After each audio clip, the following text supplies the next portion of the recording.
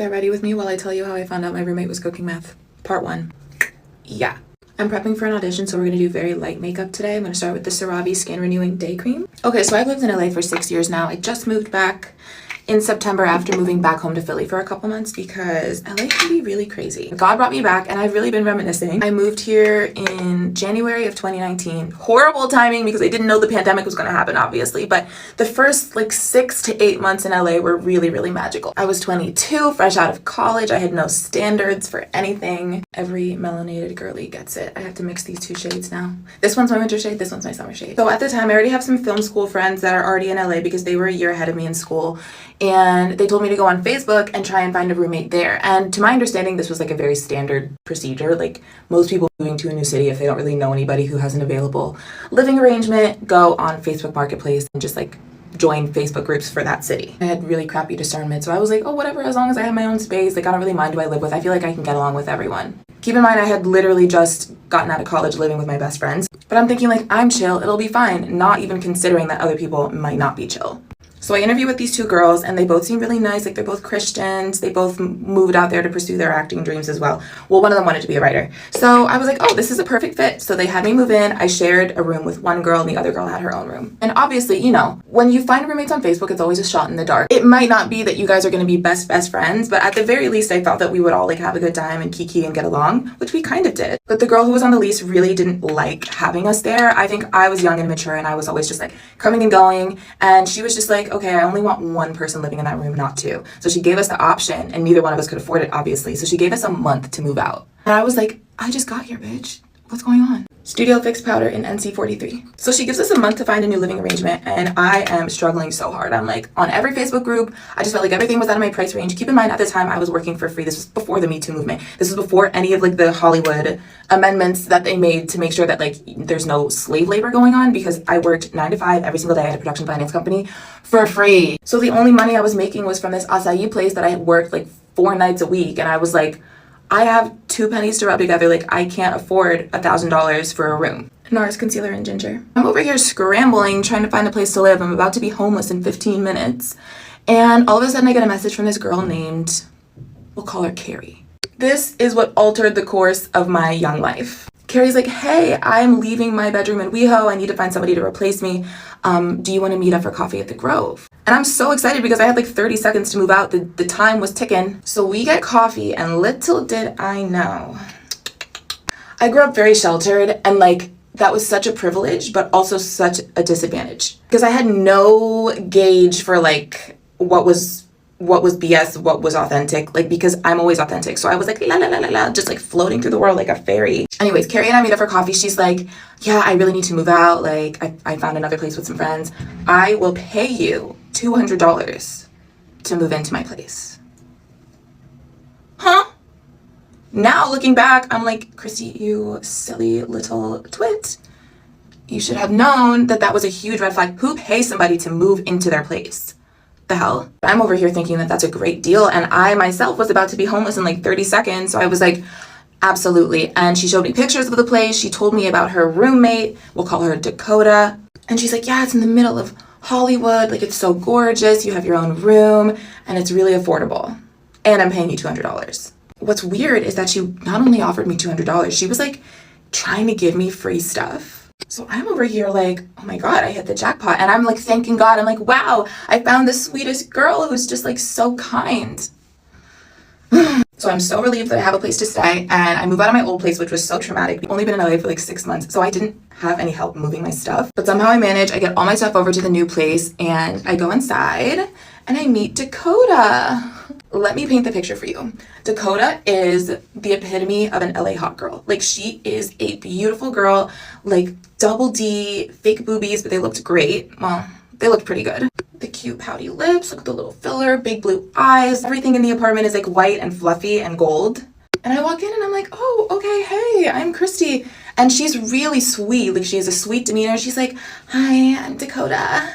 And I'm not exaggerating, that's how she talks. And I go into my bedroom, like it's so open and sunny. Dakota has the cutest cat. I'm definitely allergic. I didn't know about the cat, but you know, whatever, I'm there. So the first couple months with Dakota were fantastic. Like she would just have her little cute LA hot girl friends over and they would do hot girl stuff together.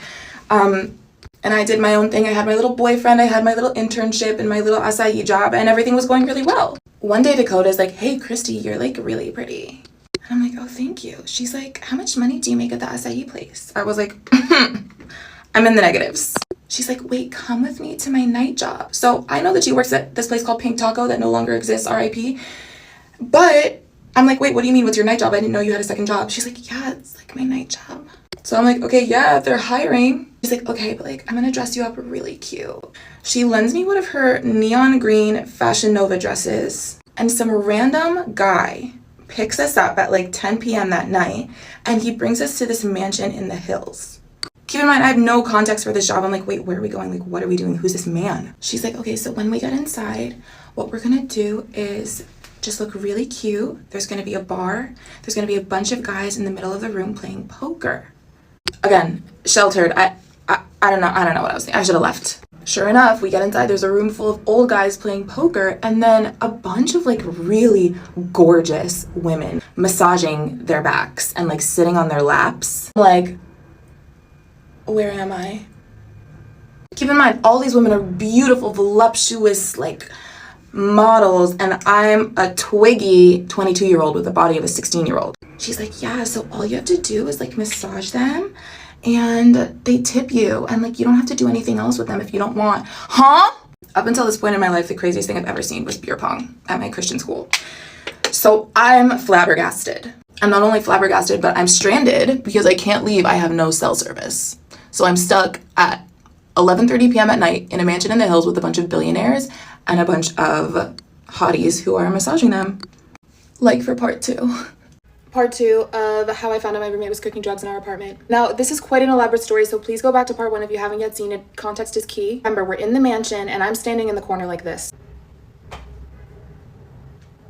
My little prude heart could not take it. I was like, what are we doing here? I don't want to massage anyone. So the night ends, I escape unscathed, but that's when it clicked in my brain. I was like, oh, who am I living with? Unfortunately, I had to learn the hard way. Again, my youth betrayed me. I'm over here like, oh, I don't want to judge her. Like, this is just what she does on the side. She's only massaging their shoulders. Like, it's not a big deal. I just keep that night to myself because I don't want my mommy and daddy finding out that I went and was at an event like that. Allegedly. Dakota definitely has a party girl lifestyle. Like, she's out till 3 a.m. every night. She has her little like hot girl friends and like the promoter guys over at her apartment all the time. But they're very nice people and I'm never gonna judge you. Like, live your life how you want. One of her friends was from an island. I don't know which one. I think it was Réunion. And she's telling me about how she just left her husband for a millionaire. Her husband that got her green card. And I was like, congrats? She's like, yes, we were in love, but I like his money more, so I left my husband. And I'm like, okay, these people are nefarious, but I'm not gonna judge you. Again, so those are your friends, you live your life. Here's where it starts to unravel. My best friend Ellie from the East Coast comes to fly out to see me. I keep telling you, I'm super innocent, naive, I'm a prude. If you think I'm all of those things, Ellie is that times infinity. She is an angel fairy from heaven. So Ellie comes to visit me. She's like, oh my God, I can't wait to visit you in LA. So she comes and obviously stays with me. And she meets Dakota. Everything is totally fine. The next morning after Ellie comes, we wake up to the sounds of screaming and glass shattering. So Ellie and I wake up and look at each other like, I open the door to my room and one of the promoter guys and Dakota are fist fighting in her bedroom. She's like 5'2" and he's like 6'4". I mean, he was skinny, so like we could knock him out, but he was a whole man beating up a young, tiny woman. I get in between them and I'm like, what the hell are you doing to the guy? I'm like, are you insane? Because obviously she's the victim and he's the perpetrator. She has a busted lip. He has a black eye. I'm like, I've never even seen a fight on TV. Like, what's happening? He goes, no, you don't get it. She started beating me up in my sleep. She's over here like, he's lying. And of course I believe her because regardless, even if you started doing that, you as a 6'4" man, never ever ever touch a woman like that. I go to Dakota and I'm like, do we need to call the cops? Like, I'm shook to my core. She is scary calm. And I thought it was just the adrenaline. She's like, no, he's such a loser. It's fine. Ellie and I are quaking in our boots. We're both so unsettled. It's so disturbing. I'm like, do you need to go to the hospital? Please, can we call the police? She's like, oh my God, no, why would we do that? As the guy is leaving, he's like, Christy, check under her bed. You have no idea who she is. I just watched you swing on a woman, so nothing you say is valid ever again. Because she's adamant about not going to the cops, I'm just like, okay, well, there's nothing we can do, but like, please block him. Like, never talk to him again. Who's back in our apartment the next morning? Take a wild guess. So I'm over here thinking like, like this is a very toxic relationship. Like, this is not okay. I'm trying to like talk her out of it. Whole time he's in our apartment with the worst black eye I've ever seen. I'm like, Dakota, damn, you have a lot of strength. Neither one of them wants to go to the cops about one another, so I don't really know what to do. I just want to proceed with my life as normal. I've already been uprooted one time after my first living situation. So I had finally found like a comfortable living situation with her, and I did not think that I needed to leave the house. For some reason, please give me grace, my frontal cortex had not yet developed. Like something was wrong. My frontal lobe, there was something wrong. I tell my ex about this and he's like, I don't want you in that house. And I'm like, listen, I'm paying so little for rent. We've never had a problem before. I just want to make sure that she's okay because I really am like so shook about the way that this man treated her. And my ex is like, okay, I can't force you to do anything, but I know these kinds of girls. He's an LA native. He's like, I know these kinds of girls. I really don't want you hanging around her anymore. So I take heed and I'm like, okay, yeah, the past 2 times that she and I have had interactions, it's been super weird. Like her lifestyle is something that I can't comprehend. So I will not be hanging out with her. We'll just be cordial in the home. The rest of my best friend Ellie's visit was completely normal. Everything was fine. For some reason, Dakota and this guy continue to hang out and everything goes back to normal. That was incident number 1. Incident number 2. Having the room all to myself gets a little expensive for me. And I'm like, hey, Dakota, do you mind if I get another roommate for my room? She's like, oh yeah, totally. No problem. I'm the only person on the lease, so it doesn't matter either way. I go on Marketplace and I find this great girl. Let's call her Lindsay. Let me paint the picture for you. Tall, model-esque, a little nerdy, e-girl, pink hair, cutie patootie. I really like her. She has such a sweet vibe. So she moves in. We start splitting the rent. She has her side of the room. I have my side of the room. Lindsay and Dakota get along at first. So remember, all of our lives went back to normal after this crazy one-off incident that I thought was a one-off with this loser club promoter. After about 3 to 4 months, Lindsay finds another place to live because her and Dakota are really not getting along. Keep in mind, I'm at work and with my man all day, every day. So I don't even know really what the house dynamics are. I come in at the end of the night and I go to sleep. That's where I lay my head. Lindsay tells me that she's found a new place to live, but she really wants to keep her extra stuff in my closet space. And I'm like, of course, girl. She's like, oh, can I pay you for it? I'm like, no, just keep your stuff in the closet.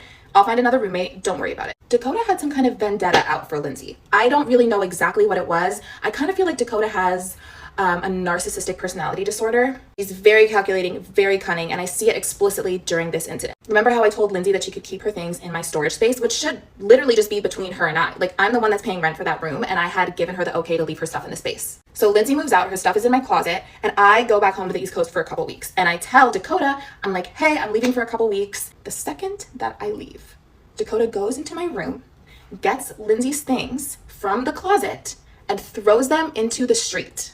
How do I know that she did this? Lindsay went to go get her things from the house a couple days later, and she calls me and she says, my wigs were in the street. I didn't know it was only wigs that she was storing, but I found out that Lindsay worked at a sex shop and she is a dom. I don't know what words TikTok filters. I don't know. She's like, Christy, why was all of my stuff, all of my dom stuff and all of my wings out in the street?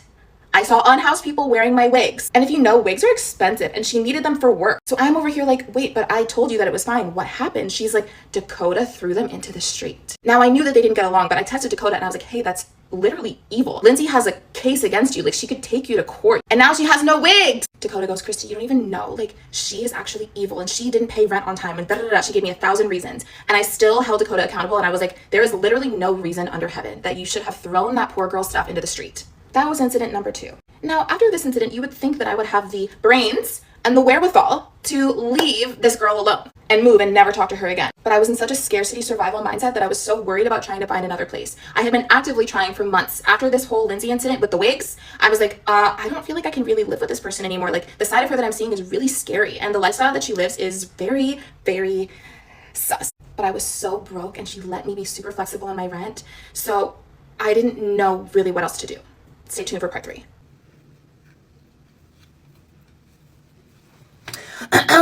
Part 3 of how I found out my roommate was cooking meth in our apartment. By the way, guys, I'm not trying to drag the story out. Like, it genuinely needs sections because there's so many details. I don't need these glasses. I can see. If you can't tell, by the way, we're already at part 3. It gets worse. So after about 8 months of living with Dakota, she comes up to me and she's like, hey, Christy, I just want to genuinely apologize for all of the craziness that's happened in this apartment. And by the way, ever since the Lindsay situation, there was really nothing else that happened. I saw her genuinely trying to turn a new leaf. I saw her working more and hanging out with the promoters less. And I was really just keeping my head down and trying to mind my business. So she comes to me with this really thoughtful apology and she's just like, I'm looking into 3 bedrooms or 4 bedrooms because our lease at this place is up in a couple of months. And she's like, if we get a 3 bedroom or 4 bedroom, you could probably afford your own room and not have to share with someone. We could just find other roommates. So I'm like, wow, Dakota, good for you. Turning a new leaf. Can't. No, Christy, no. Because we hadn't had any incidents since the Lindsay incident, I really believed that she was like changing and that she just wanted to be low-key and no drama. We ended up finding 2 other amazing girls to room with us in a new apartment. Let's call them Alexa and Sam. Alexa was a younger girl from Sweden and Sam was a recent divorcee who really needed to be around like an empowering group of women. So I felt so good that we found these other 2 girls and that we were going to move into a new place together. Everybody warned me.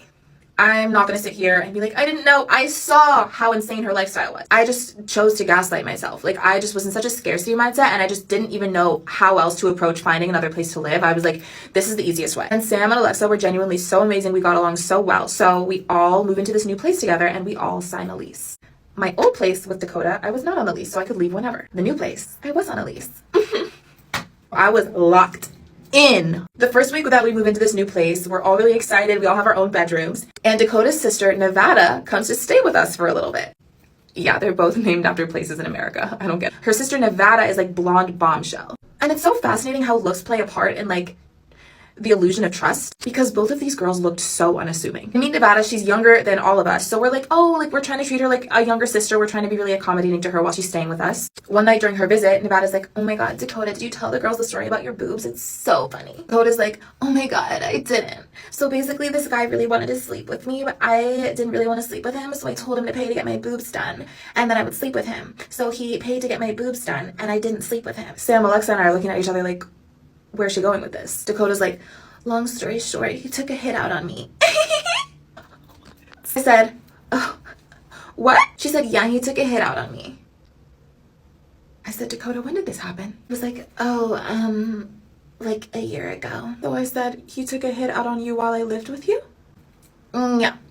Yeah. Her and Nevada are laughing about this like this is a stand-up special. And now it's all hitting me. It's all hitting me. First red flag wasn't enough, second red flag wasn't enough, and the third red flag wasn't enough. It wasn't clocking to me. It wasn't clocking to me. But it all hit me at once. I was like, I just signed a lease with a criminal. I was like, what happened? Like, what's going on with the hit?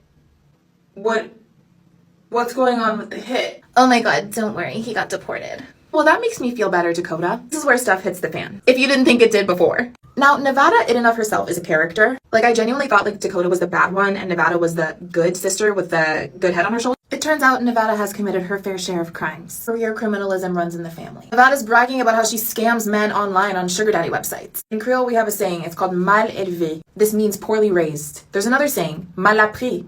It means you didn't learn properly. These girls were both. Trying to understand, like, what kind of family are you raised in that you're gonna act like this in real life? I should have written a case study or something on these young ladies. It was just, like, so amazing how they really thought that there was never gonna be consequences for their actions, ever. Nevada stays with us for, like, 2-3 weeks, but it was okay because she was staying in her sister's room. One day, she brings in a little teacup puppy. It was a teacup Pomeranian, and he was so cute. Okay. Not even a week later, she is still staying with us. She didn't have the puppy anymore. Like, oh, Nevada, where's your little baby Pomeranian, your little baby? Oh my god, I brought him home and my mom stepped on him. I can't, I'm sorry. It's not funny, but like, you had him for a week. I wish I was making this up because this is sad. The amount of destruction surrounding these two sisters at all times needs to be studied. Chaos theory. The reason why Nevada is important in this story is because you get to see like the full scope of how this girl grew up. Nevada and Dakota, while Nevada was staying with us, talked a lot about the way that Dakota grew up. Dakota had been popping her mom's Xanax since she was 14. And I was like, oh, that's why you're mal élevé. You didn't get the belt ever. I got the belt and I've never done a drug. Strong positive correlation. These girls were gentle parented to become monsters. At this time, I have a lot going for myself. I get promoted from intern to assistant at the production finance job. I went from serving acai to being a cocktail waitress at a really nice Beverly Hills restaurant. And my relationship was getting really serious. So once again, I'm never in the house. I'm always out and about. My two roommates, on the other hand, were always at home with Dakota. The three of us had a group chat because Dakota was always just like off in her little world. She still had random guys over in her room. She still had her spouts of like erratic behavior. So the three of us would sometimes just like convene with each other in our own group chat. The texts in the group chat start getting really weird. I'm getting reports of like Dakota vacuuming topless at midnight. Getting reports of just like random guys going in and out of her room and like hanging out in the common areas and we don't know who they are. Lo and behold, I come home at like 12:30 a.m. and she's vacuuming like this. And I'm like, baby girl, first of all, why are your water balloons out? They were not moving. They were not moving at all. She was moving all over, but they were not moving. I'm like, you got a hit put out on you for a botched job. I'm not even trying to body shame. It was just a shocking sight. With inertia and with gravity, like why weren't they moving? This is the beginning of her descent into utter madness. The reports from the group text when I'm gone get worse and worse. The neighbor claims that we stole her vacuum. We're getting crazy noise complaints. Dakota is barging into Sam's room. Remember, Sam is a divorcee, so she has like trauma she's trying to work through. She just wants to live peacefully. And Dakota is like barging into her room and starting fights with her. We also notice that one of her male companions is coming very frequently, to the point that we don't see him come and we don't see him go. He's just there. Let's call him Trent. Trent is a 5'6" man Wannabe Machine Gun Kelly, pint-sized Machine Gun Kelly, essentially living in our home. What's even more distressing is that all of our spoons are constantly missing and Dakota's behavior is becoming crazier and crazier. What's important about the spoons, you may ask? At the time, I didn't know. Like for part 11, I don't remember what part I'm on, but it's gonna be the culminating part, I pinky promise. I'm so sorry for the delay, everybody. I was traveling and I got a little sick, but here's part 4 of how I found out my roommate was cooking drugs in our apartment. I also needed to make sure that I got all the receipts together so I could really come correct. So at this point, this girl's behavior is going from completely cuckoo to deranged. The reports go from, oh, she's vacuuming topless at 2 a.m. to this. This is the text I got from Sam in the middle of the day. I know, it's getting crazy here. I just can't hold out with Dakota's poor behavior anytime I do anything. There's a whole rant she texted me about how dare I have things in the kitchen cabinets or anything in the living room. Then she stole my vacuum. What's with this girl and vacuums? For ransom for the closet space. I tried to reason with her before I sent the group chat, but she completely believes she owns this apartment and that we all have to cater to her whims. I'm like, wow, I'm speaking with Brianna, the building manager now. Sam goes, also, were you aware that she's been smoking meth in her room with these guys that she has over? That's another reason I don't feel good about staying. And she keeps saying she and her dad own the apartment to intimidate me. I'm guessing he co-signed her lease and she has no idea how leases work. I'm not really sure. So as you can see, Dakota's behavior is getting increasingly aggressive. Dakota and Sam always kind of had a rocky relationship because Sam was very confrontational and Dakota's extremely crazy. But Dakota and Alexa actually got along really well. So I was really surprised when Dakota started turning on Alexa too. Alexa and I were becoming increasingly uncomfortable with all the random guys in our apartment all the time. Like we would literally get out of the shower and there would be some huge guy just sitting around on our couch. They wouldn't even introduce themselves. They'd just be like, sup. So Alexa tries to gently confront Dakota about this. She's like, hey, Dakota, I just want to let you know that Christy and I asked so-and-so to leave because I don't want to be at home alone with a stranger. I just don't think it was okay that you don't let us know that someone was here without you being here. We need to talk about this. Dakota goes, don't do that again. Yes, we will. Dakota goes from verbally aggressive and controlling and erratic to this. Sam sends me a text in the middle of the day one day.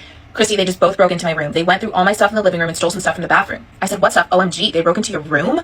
Sam goes, I left a box of clothes and a bin of craft things in the living room and she went through it. Yes, they broke in while I was here. Look at the pin in Sam's door. They broke into her room. They being Dakota and Trent. I don't know what a tweaker looks like, but Sam is a more seasoned adult than both me and Alexa and her spidey senses are tingling. One day when Dakota and Trent and all those random guys are not home, Sam and Alexa go into Dakota's room. Remember how that crazy promoter told me to look under Dakota's bed? Well, what they found under the bed were materials to make allegedly. I can't share the pictures because we have them in our police report and I just don't want to share any confidential information. Now we had our answer. She was tweaking on this whole time. Now, even though at this point I'm not street smart, I still have enough sense to not confront them straight to their face about the fact that we know that they're cooking in our apartment. But Sam and Alexa thought it would be a good idea to go right up to them when they got home and be like, we know what you're doing, you guys need to get out. Which of course enrages Trent and he goes like this to show that he has a piece on. Who carries a piece around in their skinny jeans? Obviously this is a direct threat. So at this point, the only thing we can really do is call the cops. We've tried to reason with her, we've tried to talk to her about it. But Dakota just keeps escalating the situation and now she's allowing a man to threaten us in our home with a gun. So Sam, Alexa, and I start planning our escape, but we're like, where are we going to live? What are we going to do? Well, then we're thinking, wait, who's a co-signer on our lease?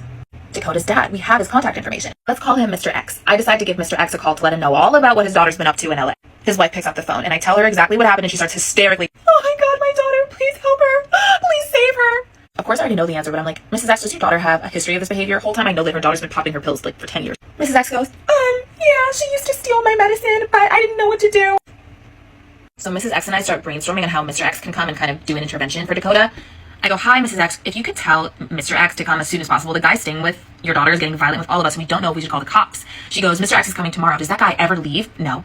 Take Dakota to the emergency room if you have to. I'm sorry we're so far away. I said, he never leaves. She goes, is everyone okay right now? I said, yes, but we're really scared of him. He has a gun. She goes, oh no, this is terrible. This is where we see the extent of Dakota's lies. I go, it's okay, he won't hurt Dakota. She goes, I'm trying to figure out how to do this so no one gets hurt. He's not going to like her dad taking her. Don't say anything about him coming yet. Did Dakota go to class today?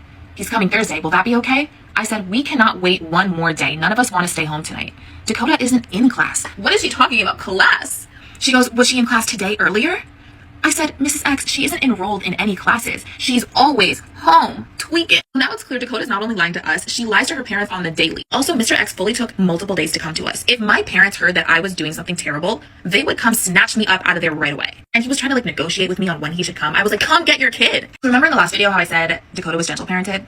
I had a front row seat to all of that. When Mr. X finally decides to show up, I'm at work. So Sam and Alexa and Mr. X are kind of like staging this intervention with Dakota. I'm Mr. X right now. Dakota, you need to go to rehab. Your roommate said you're cooking drugs in the apartment. Dad, I would not. What are they? They're liars. Look at them. They're liars. Okay, are you still going to your community college classes and still going to work at Pink Taco every day? Yeah, Dad, and I'm getting all A's in my classes. At which point Sam and Alexa FaceTime me because Mr. X is fully getting gaslit by his own kid. Mr. X goes, Christy, I'm sorry, but my daughter brings up a good point. She's getting all A's in school. She's working every day. I don't believe that she's doing what you said. Sir, why would I lie to you about your kid? I had also given him all the evidence and all of the details of the story prior to him showing up. So maybe she wasn't gentle parented, but she was certainly permitted to become as manipulative and ridiculous as she is. Her dad goes, I'm sorry, I don't believe you guys. She told me. I'm like, okay, Mr. X, why don't you ask her what classes she's taking, what community college she goes to? She's like, I'm taking communications And he's like, yep, I believe her. Look, she's taking communications class. Keep in mind, these people are educated and of means. He wanted to not believe us. He wanted to be in denial. He's like, I believe her, sorry, and he leaves. Alexa tries to follow up with Mr. X after he leaves, and this is what he tells her. I raised 2 daughters to be strong-willed and self-reliant. They don't need safe spaces. I know Dakota's tough and smart. When the 3 of you contacted me through Christy, I was willing to help. I do have the ability to control my daughter. No, you don't, you idiot. But she gave me a strong argument today while she was right. I saw her systematically defend herself. She still may be wrong, and I'm open-minded to make sure my daughter makes the right decisions, but I think at this point I'm dealing with snowflakes. Dakota can take care of herself, and you can't. Okay, so her dad is like a right-wing nut job. He's literally proud of how manipulative she is. Seeing the way that Mr. X treated Alexa, somebody who was a friend to Dakota and really tried to help her, I snapped. After I see the way he spoke to Alexa, I text him and say, you are the most morally deficient and insufficient person I've ever met. What you told Alexa, a 19-year-old, disgusts me. As a grown man, talking to her being like, you're weak and you guys are snowflakes, I see where your daughter gets it from, and I'm sorry for that. I'm sorry we tried to warn you that your daughter's habits are hurting herself. We tried. He responds to me, at this point, I guess Dakota wins. Wins what? You were, all 3 of you, very weak. I wanted someone to put FaceTime so I could have them confronted. At this point, I don't believe Trent is there. Otherwise, someone would have had the spine to do that. I'm glad I raised a strong daughter and not a snowflake. I said, we didn't go to her room because Trent is there and has a gun. What is confusing about that? You raised a foolish daughter. If we were snowflakes, we would have called the cops, but we didn't. We called you and did the compassionate thing. And at the end, he says, I know that and I'm grateful. Now that we see that her dad is just as much of a buffoon as she is, we call the cops. Ever since they found the stuff under her bed, we have been compiling all of the evidence we have been gathering against her for months at this point. Oh, and I forgot to mention, Sam had already called the cops on her on several occasions. They just didn't have this specific evidence with the stuff to hold against her. If you're not aware, California law is always on the side of the tenant, and you're actually able to break a lease if you're able to prove that you're experiencing domestic violence or you're in danger of any kind. So we called a police escort to officially prove that Dakota was doing what she was doing in our apartment, and we could all officially break the lease and just leave. And at this point, she kind of did win. Because now we all have to find a new place to live, but like, we just have to do something to be safe because her dad was supposed to take her to rehab, and he failed. He barely even tried. The cops show up squad deep. Dakota and Trent were hiding in her room when the cops show up. They come into the apartment with us, announce themselves, and they hold up a gun to Dakota's door. And they're all huddled around each other with their guns drawn. The guy with the gun drawn is like, Dakota, Trent, we know you're in there. Open the door. Dakota and Trent stay silent. This is definitely not their first rodeo. The cops tell us, we know that you have photo evidence of what they've been doing, but because they refused to open the door and because Trent is technically legally on your lease now, because he essentially lived with us for more than 30 days, he qualifies as a squatter and they can't kick him out of the apartment. So the cops are like, so you have us here right now. What we're going to need you to do is just gather your things and leave this apartment. What we thought was going to happen is that Trent and Dakota would come out and get arrested. But because they couldn't break down the door and like force them out for some reason because they weren't like actively hurting us, we had to gather our things and literally leave the apartment. And that's the last time that we were there. Alexa goes to her friend's house, Sam goes to a hotel, and I go to my man's house. And we all just like have our things with us in our hands. And of course, there are certain things we couldn't take with us, like our beds. Now we're literally officially homeless. Remember that this is February of 2019. Not even 2 weeks later, lockdown starts. Remember, since we had a police escort, our lease was officially broken, but we were still liable for the rent. Oh, except for one thing. No, we weren't. Because Dakota's stupid dad was our cosigner. If you don't pay your rent, your cosigner is responsible for paying it for you. So much stuff happened after we ended our lease with Dakota. Like, I'm gonna need to make an epilogue. But long story short, the whole entire investigation got interrupted because of the lockdown. And Dakota and her druggy friends were able to stay in the apartment and essentially trash the entire place. Like, neighbors were complaining for years after that. And the building had to completely renovate our apartment because it turned into essentially like a little druggy, like, home base.